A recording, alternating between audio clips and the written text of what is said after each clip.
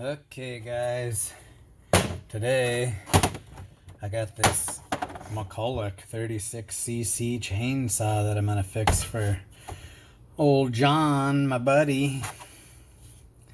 This is sort of interesting. I don't think I've ever seen one of these newer versions of a McCulloch. I don't even know if it's made by McCulloch, but I mean, it looks like it's pretty sturdy. It's sort of heavy for its size.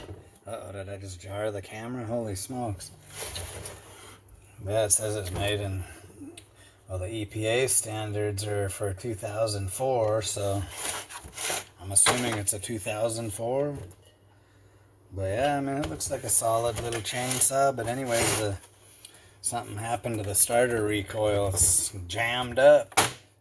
So let's take a look at it. See if we can just take the side cover off without having to mess with it too much. They use some weird screws that have, it has like a straight blade and then it has like an Allen head thing in the middle. That's interesting. So let's pop this baby off and see what it looks like. Now this isn't generally the type of chainsaw that I would collect, but it's sort of cool to learn about the different qualities and years and how the stuff evolved. Huh. There it is. So yeah, the motor turns over. That's a good sign. But yeah, this thing's jammed up, but good. What the heck happened here? Okay. The spring break or something? How the heck does this thing work? So we wind it up. Okay, now it's got some spring to it. Maybe it just needs tensioned or something. Let's just take it apart just for the heck of it. See what this thing does when we take it apart. Take a look and make sure the spring's not broke or something.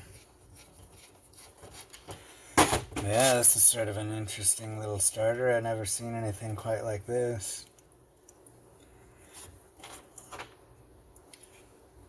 Let's see what happens when I take this out. Is it going to blow up on us? Oh, I guess not. Uh-oh, I better not lose that. Okay, that went like that. Sort of a funky little deal. What's under here? See that? It's got that in there. Let's make sure the spring's not busted or something. What's under this cover? Oh, whoa. The whole thing comes out in a neat little package. Look at that. That's sort of cool. So I think, yeah, the spring looks fine. So I'm guessing what happened is it just lost tension or something. So let's flop this guy back in here. Okay. And then see how it sort of rubs on this guy. So let's clean that up a little bit with a little of this gel lube.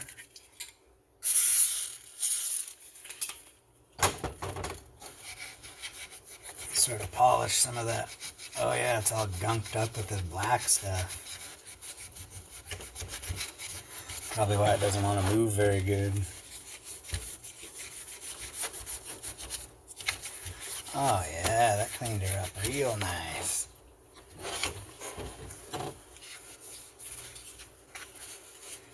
See that? That looks good. And then this just flops in there, and then this has to catch that spring somehow. So I'm assuming this goes,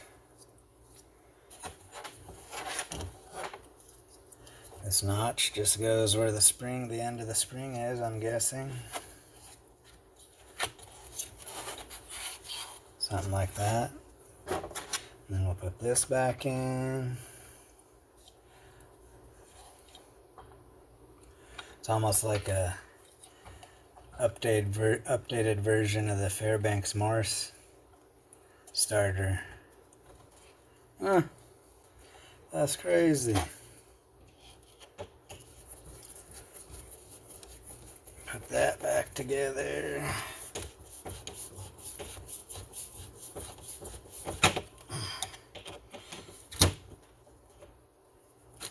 Why'd they have to use these funky screws? Okay.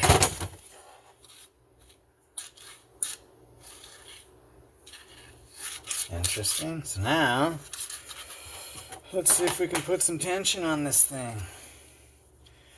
So yeah, like I showed you before on these, you just go on there, grab some line.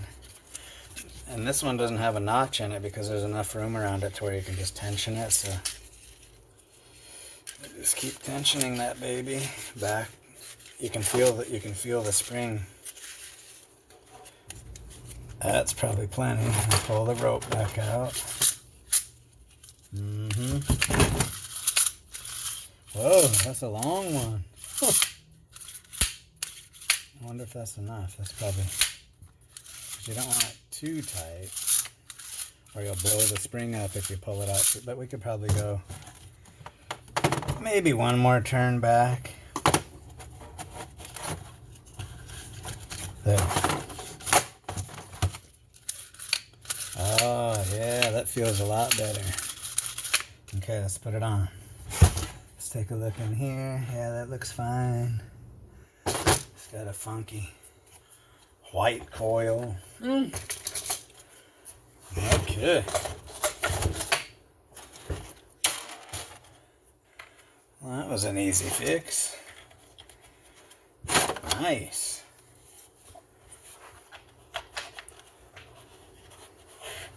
So yeah, there's your quick fix of the day there. And then I'll try it and see if this thing actually runs and stuff, but we'll get to that. We'll get to that here in a sec. So yeah, there she is, all fixed up. Listen to this little bugger. Come on. Oh, you gotta turn it on.